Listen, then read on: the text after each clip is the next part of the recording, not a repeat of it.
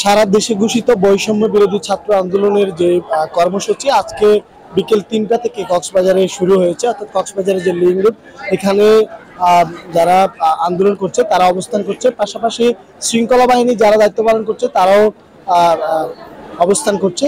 এবং বলে রাখি যে কক্সবাজারে যে 2 প্লাটুন বিজিবি নামানো হয়েছে পেকুয়া এবং সদর উপজেলা, একই সাথে বিভিন্ন মোড়ে মোড়ে পুলিশ, সেই সাথে র্যাব, অন্যান্য যারা শৃঙ্খলা বাহিনীর দায়িত্বরত আছেন তারাও আছেন।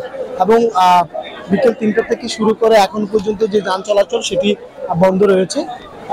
পুরো টার্মিনাল থেকে শুরু করে লিং রোড পর্যন্ত এবং লিং রোড থেকে বাংলা বাজার পর্যন্ত এই পয়েন্টগুলোতে একেবারে যে যান চলাচল সেটি ব্যাহত হচ্ছে এবং সাধারণ মানুষ যারা আছে তারাও নানান সমস্যার মধ্যে আছে। এবং একই সাথে এখানে যারা দায়িত্ব পালন করছে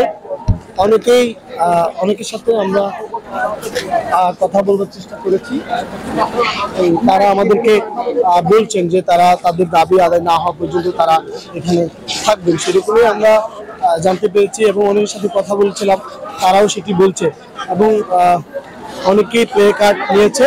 একই সাথে বলে রাখি অনেকেই এখানে নামাজ আদায় করেছে একেবারে মাঝ রাস্তায়, সেরকমই আমরা দেখেছি। এবং একই সাথে শুধু ছাত্র নয়, বিশেষ করে যারা ছাত্রী আছে তারাও এখানে অংশ নিয়েছে।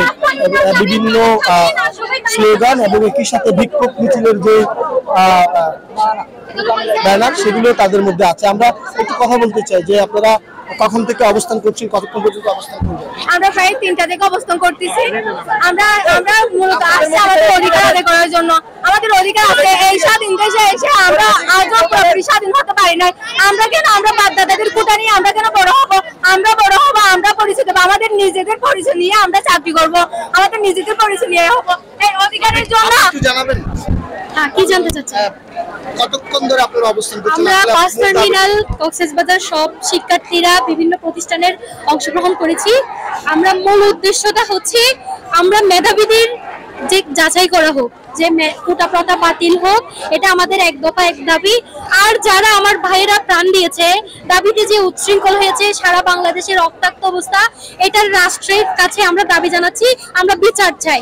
আমাদের সেই 1971 সালে আমাদের দেশ স্বাধীন হয়েছিল, আমাদের সবার কথা বলার অধিকার আছে। খামেরা তো দাগ হয় কিভাবে? এই যে ভাবি, দাগও যাবে রাগও যাবে, নিন চাকা সুপার হোয়াইট। যে ওই দিন গুলি করেছিল সে বুক খুলে বলছিল যে ওই প্রান্তের ছেলেটা বাংলা ভাষায় কথা বলে, সেই সাহসেই সে হয়তো বুক খুলে দাঁড়াইছিল।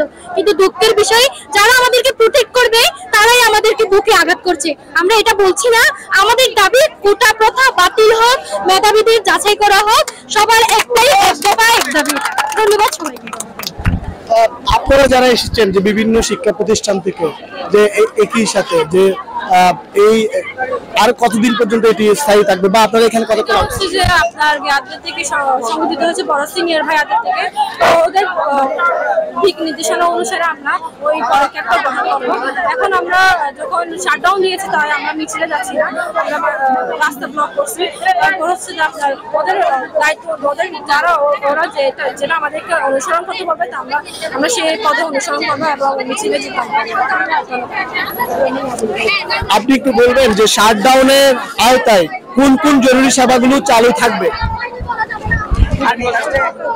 একটু বলবেন। কেউ অ্যাম্বুলেন্স চালু থাকবে, তারপর হচ্ছে চালু থাকতে হবে, এদিকে চালু থাকলে বাকি সব হবে। আর চালু থাকতে হবে, আর কিছুই লাগবে না, এই 3টা চালু থাকলে হবে। আমরা কথা বলছিলাম যে আন্দোলনরত শিক্ষার্থী যারা আছে, বিশেষ করে ছাত্রী, তারাও মাঠে নিয়েছে, সেরকমই আমরা দেখছিলাম। এবং বিভিন্ন ব্যানারে, বিভিন্ন স্লোগানে তারা আসলে এখানে আন্দোলন করছে। এখন পাশাপাশি একেবারে শৃঙ্খলা বাহিনীর যারা আছে তারাও দায়িত্ব পালন করছে।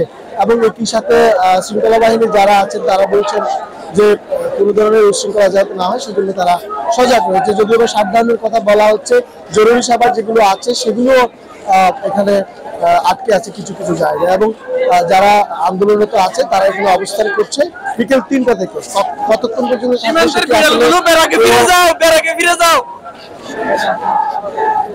কতক্ষণ পর্যন্ত অবস্থান করবে সেটা এখনো পর্যন্ত কেউ নিশ্চিত নয় এবং তারা অনেকেই বলতে পারছে না, সেরকমই বলছে।